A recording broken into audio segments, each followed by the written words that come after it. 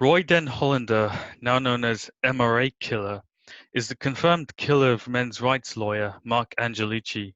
As this report, coming from the San Bernardino County Sheriff Corona Department, now confirms that Roy was in fact in California for the shooting of Mark before traveling by train across the United States to get to New Jersey, where he was able to shoot Judge Esfer Salas's husband and son.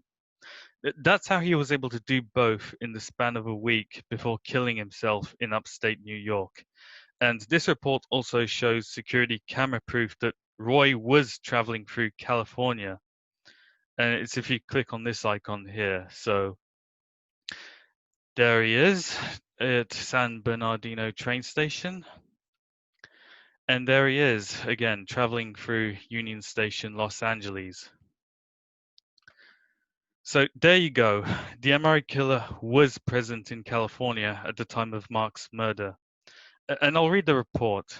It says, homicide detectives have confirmed Roy Den Hollander is the suspect responsible for the murder of Mark Angelucci, and it's updated July 24th, 2020.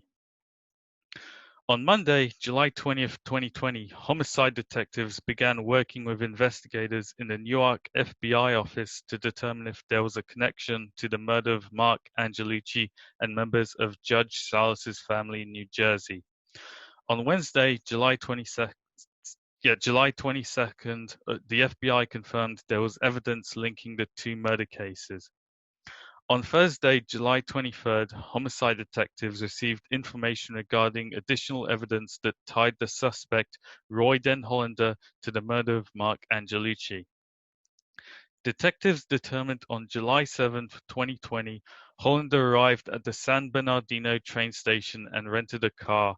On July 11th, 2020, Den Hollander drove his rental car to Mark Angelucci's residence where he shot and killed him. Hollander immediately fled the area in his rental car. After the murder, Den Hollander boarded a train at Union Station in Los Angeles and left California. Summary. On Saturday, July 11, 2020, at 4:03 p.m., Twin Peaks deputies responded to a report of a shooting at 22400 Glenwood Drive. Upon arrival, deputies found the victim, later identified as Mark Angelucci, unresponsive and suffering from apparent gunshot wounds. Medical aid also responded, and Angelucci was pronounced deceased at the scene. The investigation is ongoing. The motive for the shooting is unknown at this time. And I'll just show you it's signed by John McMahon, Sheriff Corona, San Bernardino County Sheriff Corona Department. The mainstream media, along with feminist media and videos and Twitter, have been smearing the men's rights movement by labeling the MRA killer a men's rights activist who claimed to be part of the men's rights movement. This is not only false, it is a complete 100% inversion of the truth. The MRA killer has written his own manifesto where he denounced the men's rights movement on page 97, and I'll show it to you. So if we go to his manifesto here, type page 97, and I'll scroll to the relevant excerpt. So here, and I'll read it out. The men's rights movement. I don't belong to that group of wimps and whiners. They're trying to win back their rights by acting like girls instead of men. Most men's rights advocates act like little girls and behave largely as the feminists tell them to. You can identify them by the politically correct lingo they use and their copying of feminist tactics by simply exchanging the sex. For example, a woman is more likely to physically attack a guy than vice versa. True, but who cares? Unless she's behind the wheel of a Mercedes-Benz. Even if she has a gun, most girls can't shoot straight anyway, so unless it's a shotgun, she'll miss. In one of my martial arts classes, one sensei always told us don't hit the girls, and I don't. I let them hit me, which rarely hurts unless it's low. What the men's rights movement don't understand is that girls have different weapons for causing evil, such as fraud and the intentional infliction of emotional distress. So there you have it. The MRA killer claims he doesn't belong to the men's rights movement and also attacks the men's rights movement, calls MRAs wimps and whiners, all before killing an MRA, and just sounds like a deranged tradcon. Now, to add further detail, while he did have a history with the men's rights movement, his history was that of rejection by the movement for being an unstable extremist. And I'll bring up the CNN article to show you. So if I scroll down again to the relevant excerpt, so I'll just show you this excerpt here so you can pause and read. But also I'll link the full article below for you to read. But in this article, both the National Coalition for Men and Paul Elam of A Voice for Men rejected him out of hand. I mean, even the tradcon, Paul Elam, wanted nothing to do with him. So that should tell you how nutty he was. So in other words, he was both booted out of the men's rights movement and also denounced the men's rights movement. In no way can he be considered a men's rights activist. Anyone claiming he was a men's rights activist is just dishonest. So he was just the MRA killer. I've also noticed another trend that the media is failing to notice that Marcangelucci, who the MRA killer murdered, was a men's rights lawyer who got the male-only draft ruled unconstitutional, which is a national cultural victory. Almost on the level of getting the Civil Rights Act passed, but instead of it being celebrated, it is being buried and ignored. What the media is doing instead is trying to frame this incident around the MRA killer being a misogynistic, murdering MRA to depict the MRM as batshit insane and bury the achievements of Marcangelucci. This is not on, and I condemn the media completely and utterly for this. Also, I will instantly ban anyone who comes onto my channel, as well as the promalecollective subreddit that I moderate, to say that the MRA killer is an MRA. We have gotten comments on our subreddit calling the killer an MRA, which are most likely coming from trolls and feminists pretending to be MRAs. This will not stand on any space that I run. I mean, the media are framing the MRA killer as a misogynistic murderer, despite the fact that he didn't shoot one single woman. However, he did shoot 3 men, killing 2 of them before then killing himself, adding himself to the body count of men.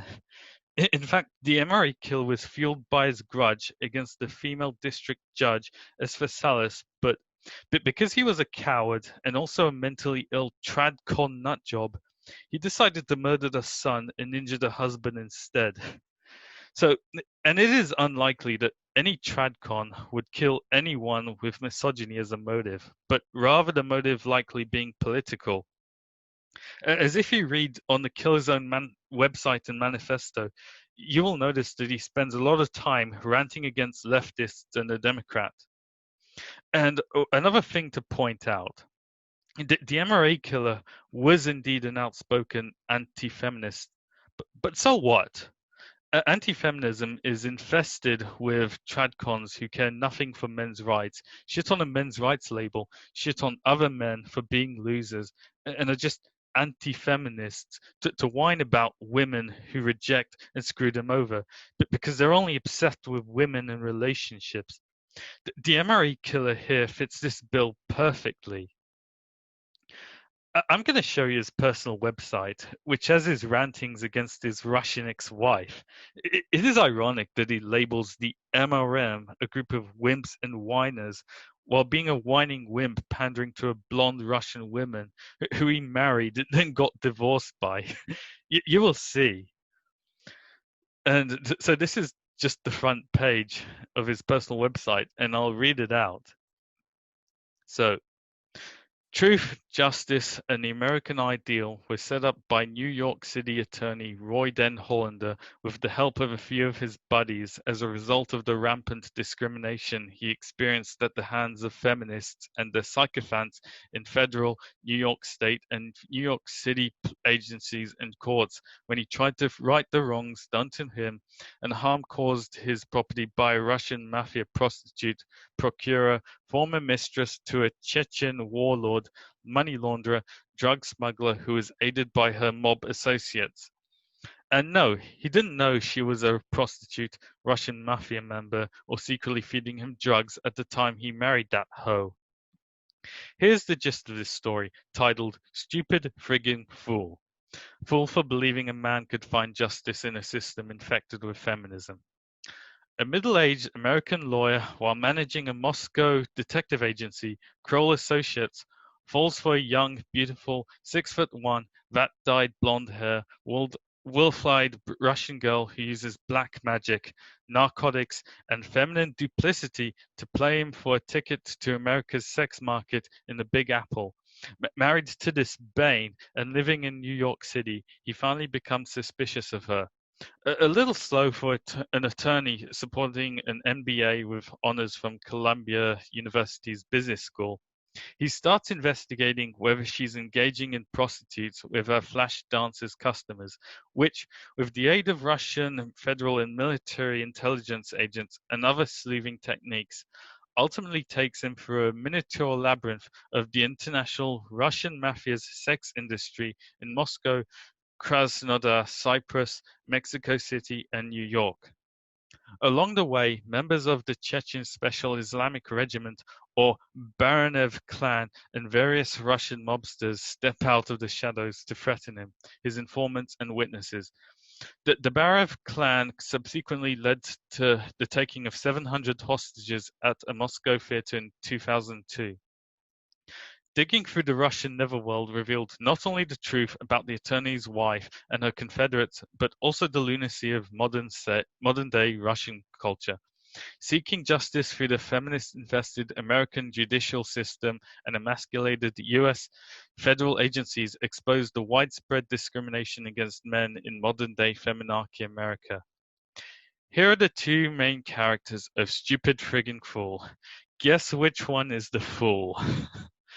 Yeah. So notice how all the photos of his ex are plastered around. Also, notice the header as well. I mean, he's showing her with that seductive look. And notice how lovingly detailed he described the features of his ex-wife, who he just described as a Bane who uses black magic. This guy was totally obsessed and falling for her.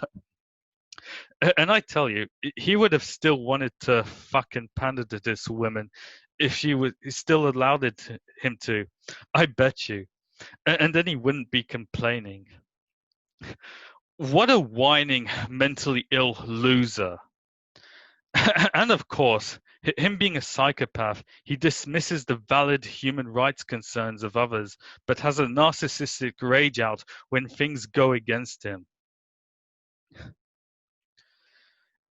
It has become dark days for the men's rights movement, and it's all because of the MRA killer here. This whining, disgusting, right-wing, mentally ill loser with his whining narcissistic rage. He murdered the most successful MRA on the planet, Marcangelucci. There's no lineup of guys like Mark to just take his place and repeat his successes. This is one of the biggest losses to male human rights. The MRA killers set male human rights back by many years now. He is proof that there can be zero tolerance for tradcons and right-wingers in the men's rights movement. Tradcons and right-wingers not only offer zero value to the men's rights movement, they in fact damage the movement, while the MRA killers' actions are an extreme example. They do highlight the problems the toxic, right-wing, strongman posturing losers can cause.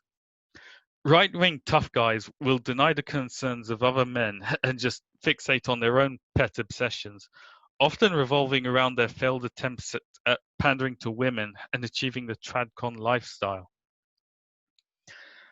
I've been calling the killer Roydenhollander the MRA killer up to this point because, frankly, he deserves a nickname. We should all stick to him from now on. The MRA killer was one suggestion, but there's also another suggestion that might be good. How about the anti-MRA Hitler?